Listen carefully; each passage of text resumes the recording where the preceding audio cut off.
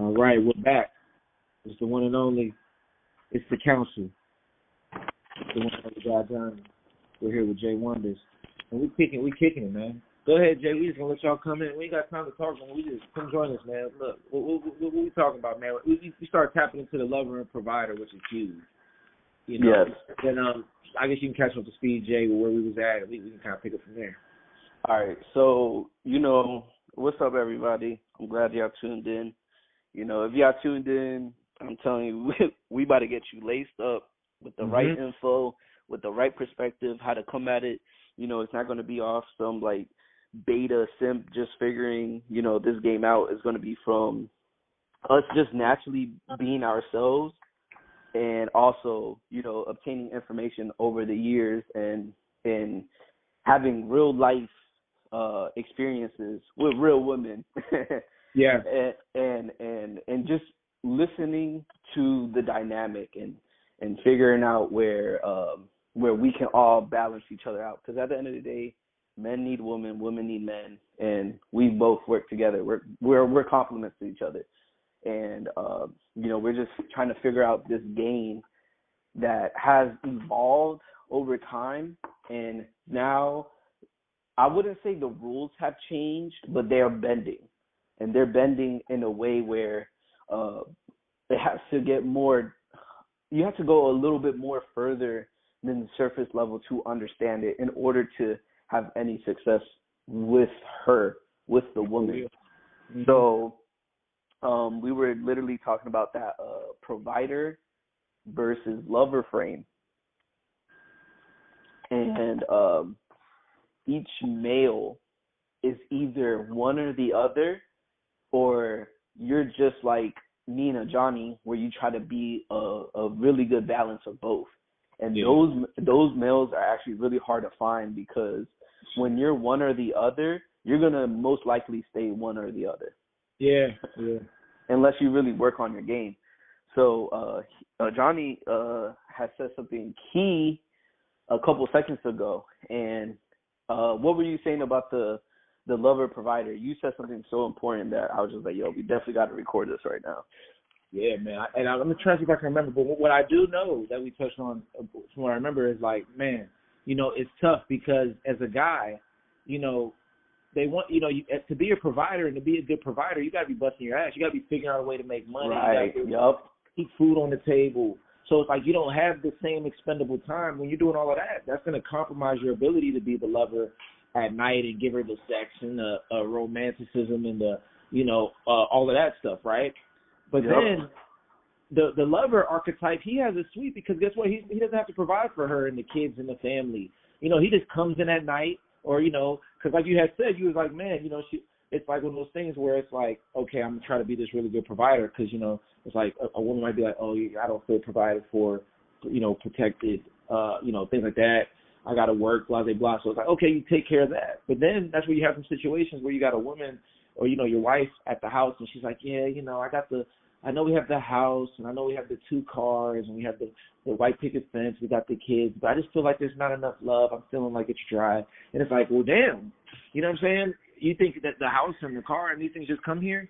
And I know some people are like, well, a lot of guys don't even have houses. Okay, but still, even if you're providing enough to provide for yourself and just have a place to stay and help your girl. We live in America. We live in, for all of you international, you work too. It's like we have to keep a roof over our head. We have to provide. We have to be that provider archetype, really. And, so if you're the provider archetype, that's what you do. And you don't have that time. But guess what? If you're the lover archetype, it's easy, to just, oh, wow, I see you on the weekends or I see you at night. I just come in. Right, exactly. I'll see while they, what I mean? I will see you at my sexual peak because that's all I'm going to do when I meet up with you. I'm just show you what I've been saving this energy for, which is I'm going to save my romance for you. And what's funny is like the lover archetype has plenty of time to embody the desire of what women want when a guy is in a lover frame. He's the one that brings that sexual energy. He's the one that has sex with the girl all night, for hours. He's the one that plans. Yeah, who has time to do that when you're working all day?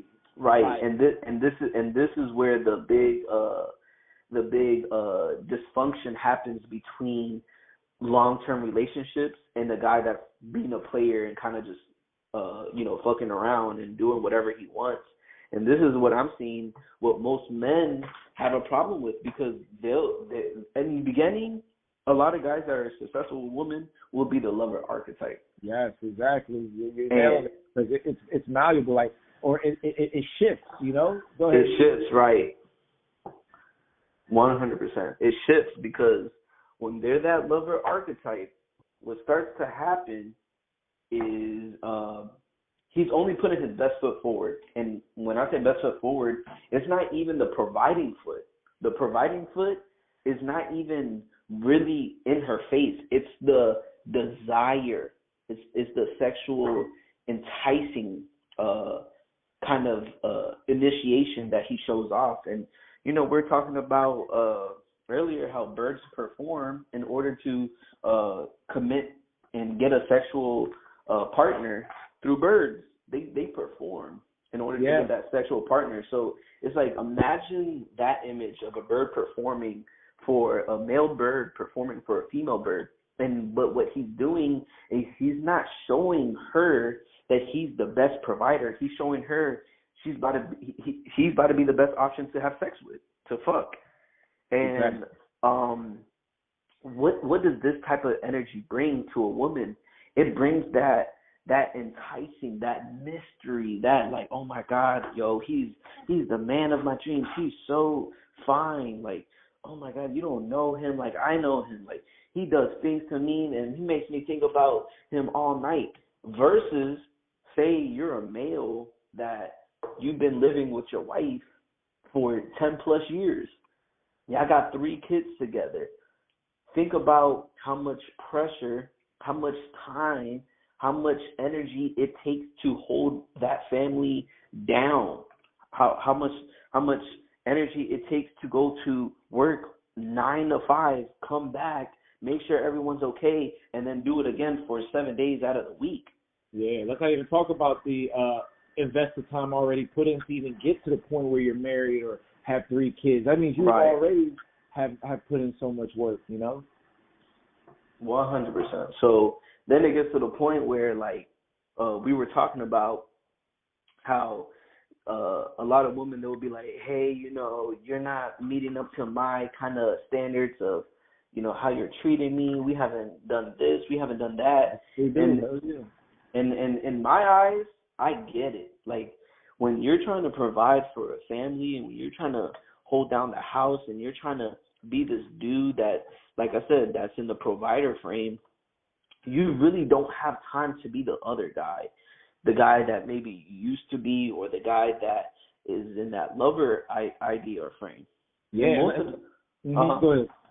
I was going to say, and most of the time, that guy that's the lover frame, he can't even provide for himself. He has nothing going for himself. Absolutely. But he has all the time to be attractive.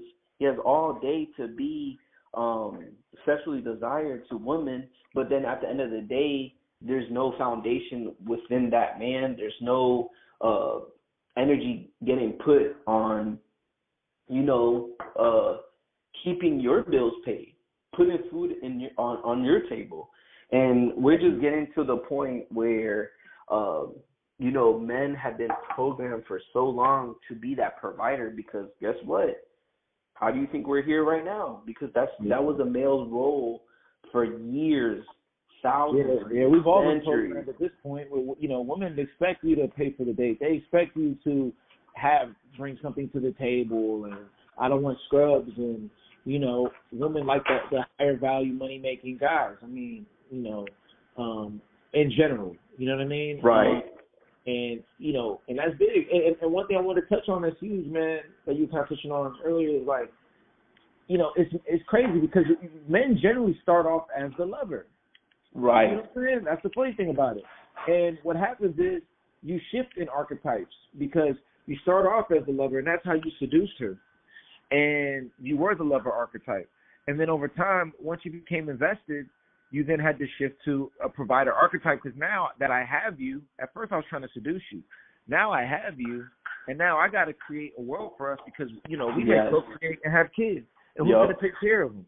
So now I have to shift my mind state into providing. But the thing is, if I don't shift to that mind state and I stay the lover, now you're looking at the player. Now you're looking at the dude that never matured, that never grew up according to society, right? Never grew up. The guy who wants to continue to be a playboy, which is fine, really. But you got to realize then you're sacrificing being a provider, because guess what? When I deal with you, I'm going to deal with you strictly from a sexual, from a romantic level. And then when it comes to the real deal, I'm fading out because that's too much. But if you want me to buy in, most women I speak to want to get married. You have a few outliers, but they desire marriage. So what comes with marriage is commitment. It comes with being a protected provider as a man. It comes to, and you might say, well, I don't need protection or providing. Okay, so now what are we getting married for? We're getting married to be partners. Okay, to be partners. But with that, now we're shifting into a partnership. And when we shift into a partnership, it goes beyond sex now. Like, sex is basically, you have to be the lover to become the provider. Because if you come in as a provider and not as a lover, you're basically a trick. You're basically you know what I mean? And it's an exchange. But when you come in as the lover, she actually buys in. She actually has real emotional care for you because you seduce her. There's emotions involved. But now you have to shift into that provider. She's like, well, why can't you be both? Okay, why? And that's the problem right now. It's trying to take away. If you want me to be both, then we're going to have a whole different conversation, because how am I going to be the lover? You can't be. How are you going to be the lover if you're with one girl? And don't get me wrong, you can be the lover with one girl and try to be a provider at the same time. But in that case, you know what I mean, it's going to be a situation where you're kind of. I was going to say there's a sacrifice. There's an innate sacrifice. Like, say if I'm providing for my family, the sacrifice is, hey, I'm not going to be as attractive because I'm putting all this energy to maintain, a roof over our head, to maintain food on the table. And a lot of women, when they cheat in their marriage or in a relationship, literally most of the time they're cheating with somebody that doesn't have that level of responsibility upon them. So then, of course, they have time to, I would say properly entertain the woman. They have enough time to sit there. Hours of sex, like we talked about, like you want to get crushed out for hours and lovemaking and going on dates and going on movies. You got to realize, when I'm working till 5, 6 o'clock, a date, by the time we finish our date, my day is over. I don't have any time. Like, all right, we going. I have to get dressed. You get dressed. Then we go on a date. Then we come back. Now it's 10 o'clock. You know what I mean? 10, 11 o'clock. Now you want to watch a show with me. You want to watch a movie with me. Right. Okay. Now it's 1 o'clock. Now it's late. Now I'm going back to sleep, and it's the next day. It's like, that's where it becomes a situation where that's where, as a man, you now are absorbed by a woman. You don't have a life. Because at this point now, your working hours are going to work. Your night hours are going to your woman and your family. There is no time for you anymore. You don't exist, and that's what happens to a lot of guys. Get swallowed up trying to make everyone happy except themselves, and yet, they'll be looked at as, oh, he's just a provider. He's not giving me enough attention, and it's just a give and take. Like you said, it's a sacrifice. It's a sacrifice. Yep. Period.